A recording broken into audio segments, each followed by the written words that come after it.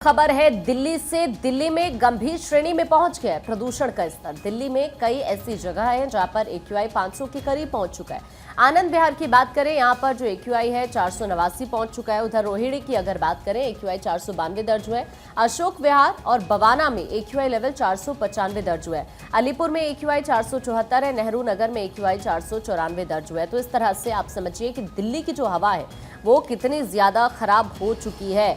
ऐसे में आपको ये बताएं कि अगर कल की भी हम स्थिति को देखें, दिल्ली NCR के कई ऐसे इलाके हैं जहां पर AQI कल 400 को क्रॉस कर चुका है। उधर आपको ये बताएं कि आज से राजधानी में ग्रैब 4 की जो पाबंदियां हैं वो भी लागू हो जाएंगी और साथ ही जो सभी निर्माण कार्य है वहां पर प्रतिबंध लगा दिया जाएगा। स्कूल्स को बंद किया जा रहा है क्योंकि दिल्ली में हालात कुछ इस तरह के हो गए हैं। प्रदूषण का जो स्तर है वो लगातार खतरनाक श्रेणी में पहुंच रहा है और इसी वजह से देर शाम भी AQI 450 को क्रॉस कर चुका था। और ऐसे में ये फैसला लिया गया कि आज से जो ग्रैब 4 की पाबंदियां हैं वो लागू होंगी। 8 सूत्रीय एक्शन प्लान लागू करने के निर्देश जारी किए गए। इसी के साथ दिल्ली में CNG, LNG, इलेक्ट्रिक और BS6 डीजल इंजन के ट्रकों को छोड़कर सभी ट्रकों के प्रवेश पर प्रतिबंध लगा दिया गया है। पूरे NCR की अगर बात की जाए तो सड़क, फ्लाईओवर सहित कई ऐसी परियोजना हैं जिनके निर्माण कार्य पर भी रोक लगा दी गई है। आज सुबह से यानी अब से 8 बजे से ये जो प्रतिबंध है उनको लागू कर दिया जाएगा। ये प्रतिबंध प्रभावी हो जाएंगे। ऑड इवन सहित 4 ऐसे प्राविधान हैं जिन्हें लागू करने के लिए राज्य सरकार को अब सुझाव दिए गए हैं। यानी ऑड इवन भी हो सकता है कि अगर हालात नहीं सुधरे तो दिल्ली में लागू हो सकता है। आपको ये भी बताएं कि देखिए, अगर देखा जाए ग्रैब के जो चारों चरण है उनके प्राविधान को सख्ती से लागू करने के निर्देश पहले ही जारी कर दिए जा चुके हैं। और ऐसे में मुख्यमंत्री आतिशी की अगर बात की जाए तो उन्होंने इन हालात को देखते हुए जो सभी स्कूल्स हैं उन्हें बंद करने का आदेश जारी किया है। हालांकि 10th और जो 12th के स्टूडेंट्स हैं उनको छोड़कर अन्य कोई भी जो क्लास है वो नहीं चलने वाली है। ऑनलाइन क्लासेस चले, इसके निर्देश दिल्ली के मुख्यमंत्री की तरफ से दिए गए हैं। और अब जो अगला आदेश जारी होगा उस तक ये आदेश प्रभावी रहने वाला है। अब जो सभी तरह के निर्माण और ध्वस्तीकरण है उन पर रोक रहने वाली है। आज से चूंकि 8 बज चुके हैं और ऐसे में अब ये जो प्रतिबंध है वो अभी से प्रभावी हो चुके हैं। दिल्ली के अंदर ग्रैब 4 की जो पाबंदियां हैं वो लागू कर दी गई हैं। ग्रैब 3 में महत्वपूर्ण सरकारी परियोजनाओं को निर्माण गतिविधियों में छूट दी गई थी और अब राजमार्गों, सड़कों, फ्लाईओवर, ओवरब्रिज, पावर ट्रांसमिशन और जो अन्य दूर संचार से संबंधित परियोजना है उनके निर्माण और ध्वस्तीकरण पर भी रोक रहने वाली है। सबसे खास बात यह है कि प्रदूषण पर कंट्रोल करने के लिए अहम 4 प्रतिबंध हैं जो लगाए गए हैं, जिसमें आपको बताएं कि यहाँ देखिए प्रदूषण बढ़ाने में वाहनों से निकलने वाला धुआं सबसे बड़ा रीजन होता है और इसीलिए दिल्ली में स्वच्छ ईंधन वाले ट्रकों को छोड़कर अन्य सभी ट्रकों के प्रवेश पर रोक रहने वाली है। जो जरूरी सेवा है और जो बुनियादी जरूरत है उनका सामान लेकर पहुंचने वाले ट्रकों को भी प्रवेश यहां पर मिल पाएगा। इसके अलावा दिल्ली के बाहर पंजीकृत छोटे व्यावसायिक वाहनों को भी दिल्ली में प्रवेश नहीं मिलेगा। सुरेश इस वक्त हमारे सहयोगी हमारे साथ जुड़ रहे हैं, सुरेश का रुख कर लेते हैं। सुरेश, हालात दिल्ली के इस कदर बिगड़ रहे हैं कि ग्रैब 4 की जो पाबंदियां हैं वो भी आज से लागू। हालात जो बद से बदतर होते जा रहे हैं, खासकर जो प्रदूषण की बात करें तो प्रदूषण से जितना बुरा हाल उसका कि दिल्ली सरकार को अब जो ग्रैब 4 लगाना पड़ रहा है और जिससे आप अंदाजा लगा सकते हैं कि दिल्ली की हालत कितनी खराब है। हालांकि ग्रैब 1, ग्रैब 2, ग्रैब 3 भी लगाया गया था लेकिन उससे कोई फर्क नहीं पड़ा है। उसके बाद जो ग्रैब 4 लगाने की बात कही जा रही है और हो सकता है कि शायद इससे दिल्ली सरकार ही उम्मीद जता रही है कि शायद से कोई फर्क पड़े। लेकिन अगर मौसम विभाग की माने तो दिल्ली में भी आने वाले कुछ दिनों में प्रदूषण का स्तर बढ़ सकता है। इसकी सबसे बड़ी वजह यह बताई जा रही है जो वायु है, जो हवा है, उसका हवा न चलना जो सबसे बड़ी वजह बताई जा रही है। जी सुरेश, क्योंकि अब खबर ये भी है सरकार की तरफ से तमाम तरह के कदम उठाए गए ग्रैब 1 से लेकर के ग्रैब 4। अब खबर ये भी है कि हो सकता है कि ऑड इवन को लेकर के भी कोई फैसला संभव है। इसको लेकर के किस तरीके से हलचल? देखिए, लास्ट ऑप्शन यही बचता है कि ऑड इवन लगा दिया जाए, क्योंकि ऑड इवन में गाड़ियां सड़कों पर कम आती हैं, ऑड इवन हिसाब चलती है तो उससे कुछ प्रदूषण जो गाड़ियों से उठता है उससे थोड़ी राहत मिल सकती है। लेकिन आप देखिए गाड़ियां अधिकतर जो है दिल्ली के अंदर बात की जाए तो दिल्ली में अधिकतर गाड़ियां CNG से गाड़ियां हैं और जो गाड़ियां पेट्रोल से चलती हैं, डीजल से बहुत कम गाड़ियां चलती हैं। लेकिन उससे कुछ कितना फर्क पड़ेगा ये तो कहना मुश्किल। लेकिन ये जो ऑड इवन का जो फॉर्मूला है ये लास्ट ऑप्शन दिल्ली सरकार के पास बचता है। जी बिल्कुल। और देखिए, हम इस वक्त स्थिति देख रहे हैं कि किस तरह से दिल्ली की जो फिजा है वो बिगड़ रही है। और देखिए, आज सुप्रीम कोर्ट में भी इसे लेकर सुनवाई होने वाली है कि दिल्ली की हवा जहरीली क्यों। सुप्रीम कोर्ट की तरफ से ये सवाल भी पूछा गया और हम स्थिति देख रहे हैं सुरेश की किस तरह से लगातार लोगों की मुश्किलें बढ़ रही है। जी बिल्कुल सही कहा आपने। इससे पहले जो दीपावली के समय में पटाखों पर रोक थी, लेकिन पटाखे काफी जलाए गए, उस पर भी सुप्रीम कोर्ट ने कड़ी टिप्पणी की थी। सुप्रीम कोर्ट ने कहा था कि आखिर कानून नाम की कोई चीज है कि नहीं। यानी तमाम तरह की कवायदे की जाती हैं। जब आदमी हार जाता, थक जाता है, तब कहीं ना कहीं लोग कोर्ट का रुख भी करते हैं। लेकिन कोर्ट का रुख क्या होगा? कोर्ट करना सरकार को ही है। और ये प्रदूषण की समस्या सरकार के हाथ में भी नहीं है। लेकिन जिस तरह से प्रदूषण जो बढ़ता जा रहा है उसको लेकर चिंता जरूर है, चाहे सुप्रीम कोर्ट हो चाहे सरकार हो। चिंता आम आदमी के लिए भी है, लेकिन चिंता और जो है ऐसे इसका में निवारण लोगों जो को है बहुत ज्यादा सावधान रहना होगा, देखना होगा कि सर्वोच्च अदालत की तरफ से आज क्या कुछ रुख अख्तियार किया जाता है। अब से 3 मिनट पहले यानी कि 8 बजे दिल्ली में ग्रैब 4 के नियम लागू हो चुके हैं। अगर इसका सख्ती से पालन नहीं किया गया तो आप पर लगेगा जुर्माना। चलिए अब आगे बढ़ते हैं और यही खबर जो कि अखबारों में छाई हुई है कि दिल्ली में जो एयर क्वालिटी इंडेक्स है वो 450 के पार हो गया है। ये बहुत गंभीर है। 10वीं 12वीं को छोड़कर सभी क्लासेस ऑनलाइन होंगी। 50% नौकरी पेशा लोगों को वर्क फ्रॉम होम दे सकते हैं। दिल्ली में प्रदूषण का स्तर लगातार गंभीर होता जा रहा है। रविवार शाम की बात करें तो दिल्ली का जो एयर क्वालिटी इंडेक्स था वो 450 के पार चला गया, जो कि बेहद गंभीर है। इसकी वजह से commission for air quality management ने 18 नवंबर 2024 की सुबह 8 बजे से दिल्ली एनसीआर में ग्रैब 4 लागू करने का ऐलान किया था और अब ये लागू हो भी चुका है। इसके तहत कई सारी सख्तियां हैं जिसके बारे में हमने आपको सिलसिलेवार तरीके से बताया। सबसे महत्वपूर्ण ये है कि 10वीं और 12वीं कक्षा को छोड़ दी जाए तो बाकी जितने भी क्लासेस हैं वो ऑनलाइन लगेंगी। इसके अलावा बाहर से जो कमर्शियल व्हीकल्स हैं, जो कि ट्रक्स हैं, उनकी एंट्री पर रोक रहेगी। हालांकि जो इसेंशियल एक्टिविटीज़ में हैं उनको आने दिया जाएगा, इमरजेंसी सेवाओं पर रोक नहीं है। इसके अलावा भी कई सारे फैसले हैं। आपको याद होगा कि ग्रैब 3 जब इम्प्लीमेंट किया गया तो कंस्ट्रक्शन पर ऑलरेडी रोक लगा दी गई है दिल्ली एनसीआर में, लेकिन ग्रैब 4 के तहत जो नियम है वो और भी ज़्यादा सख्त हो जाते हैं।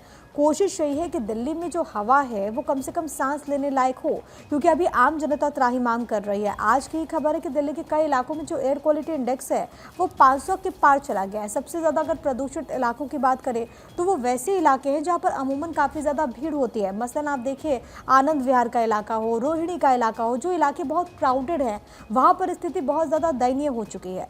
लोग अगर सुबह सुबह घर से बाहर निकल रहे हैं, दृश्यता क्योंकि काफ़ी ज़्यादा कम है, आप देख रहे हैं, क्योंकि टेम्परेचर भी डाउन हुआ और इसी वजह से हवा में जो प्रदूषण के जो कण मौजूद हैं उनको वहाँ से एक जगह से दूसरी जगह जाने में भी इस वक्त काफ़ी ज़्यादा वक्त लग रहा है। और अमूमन यही स्थिति होती है जिस वजह से प्रदूषण काफ़ी ज़्यादा फैल जाता है। प्रदूषण की स्थिति जो होती है वो बहुत ज़्यादा गंभीर हो जाती है। अभी अगर आप दिल्ली में बाहर निकल रहे हैं तो अपना बहुत ज़्यादा ख्याल रखिएगा, मास्क लगाइएगा। अगर छोटे बच्चे हैं घर में, अगर वृद्ध हैं तो उनका भी ख्याल रखिए, क्योंकि इस वक्त दिल्ली की जो हवा है वो जहरीली है। देखिए, दिल्ली एनसीआर में प्रदूषण के बीच ठंड की शुरुआत हो चुकी है और ठंड की शुरुआत होते ही स्मॉग ने अपना डेरा जमाया है। दरअसल दिल्ली एनसीआर के कई इलाकों में स्मॉग की वजह से विजिबिलिटी पर सीधा असर पड़ चुका है। विजिबिलिटी बहुत ज़्यादा कम है। आप सुबह अगर अपने घरों से निकले होंगे तो आपने देखा होगा कि जो मोटे धुंध की चादर है वो नज़र आ रही थी। और अब ऐसे में जो विजिबिलिटी वो धीरे धीरे और ज़्यादा कम होती जाती है, क्योंकि आप जानते हैं ठंड में जो हवा की रफ्तार है वो कम हो जाती है और ऐसे में जो स्मॉग होता है वो एक जगह से दूसरी जगह नहीं जाता, बल्कि एक ही जगह पर इकट्ठा हो जाता है। तो अब एक तरफ ठंड बढ़ रही है और दूसरी तरफ प्रदूषण, जिससे लोगों का हाल बेहाल होता और जा रहा है। बढ़ते आगे और जम्मू कश्मीर और लद्दाख के कई इलाकों में भारी बर्फबारी हुई है। जो जिला दर्रे में बर्फ हटाने में बीआरओ की टीम जुटी नजर आई और ये तस्वीर भी हम आपको दिखा रहे हैं। भारी बर्फबारी और हर तरफ जहां तक आपकी नजरें जाएंगी सिर्फ एक बर्फ की मोटी चादर जो है वो बिछी हुई नजर आएगी। और भारी बर्फबारी, अब बीआरओ की टीम जो है वो सड़क से बर्फ को हटाने का काम कर रही है। तो देखिए, जम्मू कश्मीर और लद्दाख से कुछ तस्वीरें आई जहाँ भारी बर्फबारी की तस्वीर आप इस वक्त देख पा रहे हैं और बर्फबारी हो रही है। ठंड भी काफी ज्यादा बढ़ चुकी है ऐसे में। और ये देखिए तस्वीर जहां जो बर्फ की एक मोटी चादर सड़कों पर जम चुकी है उसे हटाने का काम भी यहां पर जारी है। तो तस्वीरें देखिए हम आपको ये दिखा रहे हैं जम्मू कश्मीर और लद्दाख से। अब इसी तरह की खूबसूरत तस्वीर सामने आ रही है जहां पर जमकर बर्फबारी हो रही है। पर्यटक अब इन इलाकों का रुख कर रहे हैं बड़ी संख्या में। और ये जो तस्वीरें आप देख रहे हैं, चूंकि कई ऐसे इलाके हैं जहां पर सड़कों पर भी बर्फ जम गई है, तो दूसरी तरफ जो यहाँ पर सैलानी पहुंच रहे हैं उन्हें भी किसी तरह की दिक्कत ना हो, इसका भी खासा ख्याल रखा जा रहा है। आप देखिए कि किस तरह से यहाँ पर जो सड़क है वहाँ से इस बर्फ को हटाया जा रहा है। ये जम्मू कश्मीर की तस्वीर हम आपको दिखा रहे हैं। अब धीरे धीरे इसी तरह से खूबसूरत तस्वीरें यहां से सामने आती रहेंगी। आगे बढ़ेंगे खबरों में। प्रियंका गांधी ने महाराष्ट्र में चुनाव प्रचार किया है। नागपुर में उन्होंने रोड शो किया। एमपीए उम्मीदवार के पक्ष में वोट को मांगते हुए यहां पर नजर आए। ये देखिए तस्वीरें इस वक्त हम आपको दिखा रहे हैं। रोड शो के दौरान की ये तस्वीर आप देखिए, नागपुर की तस्वीर है ये, जहां पर प्रियंका गांधी रोड शो करती हुई नजर आई। एमपीए उम्मीदवार के पक्ष में उन्होंने यहां पर जनता से वोट की अपील की। पार्टी के कई बड़े नेता यहां पर मौजूद रहे।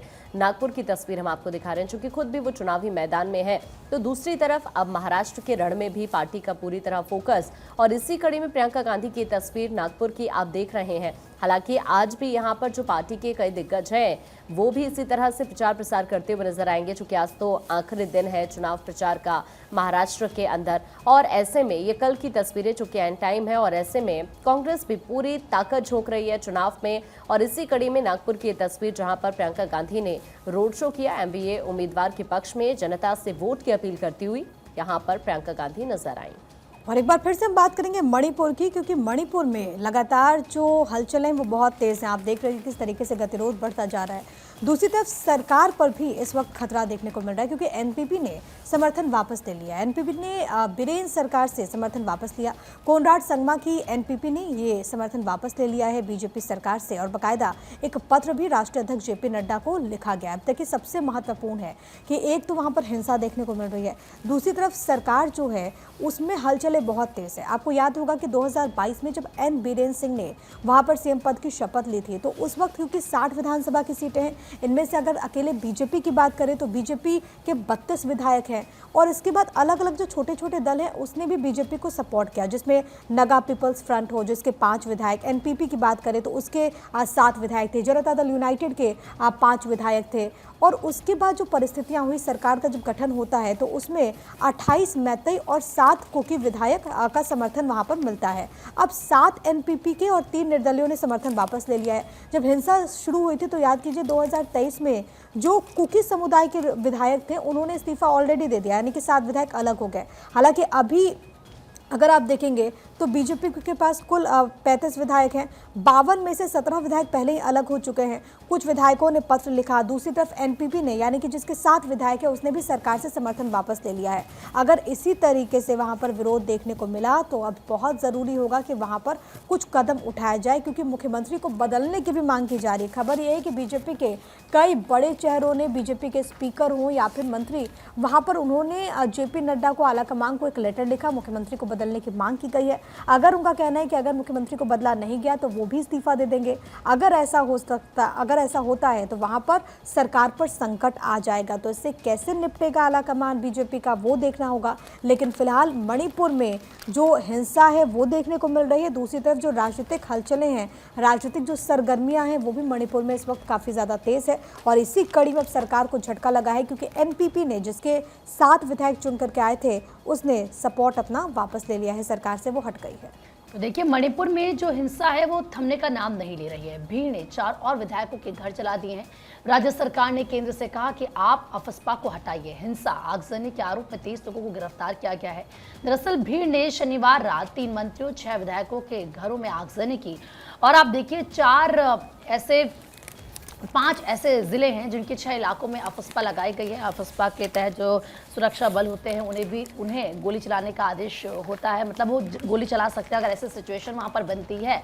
और ऐसे में अब लगातार ये कहा जा रहा है कि आप अफस्पा को हटा दीजिए, क्योंकि हालात वहाँ के ख़राब हो रहे हैं। लेकिन आप अगर देखेंगे काफ़ी लंबे समय से मणिपुर में एक तरफ मेतई समुदाय है, दूसरी तरफ कुकी समुदाय है, और इनके बीच का जो मसला है, या ये कह लीजिए कि जो झगड़ा वो इतना ज़्यादा बढ़ गया कि वहाँ पर कई लोगों की जान चली गई। कल भी हमने देखा कि खबर आई कि जो 6 डेड बॉडीज़ मिली, वो नवंबर में जो महिलाएं और बच्चे गायब थे वो उनकी डेड बॉडीज़ थी, और उसके बाद और ज़्यादा हंगामा वहाँ पर हो गया। अब ऐसे में केंद्रीय गृह मंत्री की बात कर लीजिए, उनकी क्योंकि 4 रैलियां होनी थी, उन्होंने अपनी रैलियों को महाराष्ट्र में कैंसिल किया और तुरंत वो दिल्ली के लिए कल रवाना हो गए थे, क्योंकि जो हालात बने हुए हैं उसकी समीक्षा वो कर रहे हैं। और अब ये सोचा जा रहा है कि आखिर ये हालात कैसे ठीक हो गए। आप देखिए जो वहाँ के संगठन हैं मणिपुर के, उन लोगों को भी बाकायदा बुलाया गया था, उनसे बातचीत की गई थी, शांति स्थापित करने की उनसे भी अपील की गई थी, लेकिन उसके बावजूद लगता है कि कुछ असर होता हुआ नजर नहीं आता है।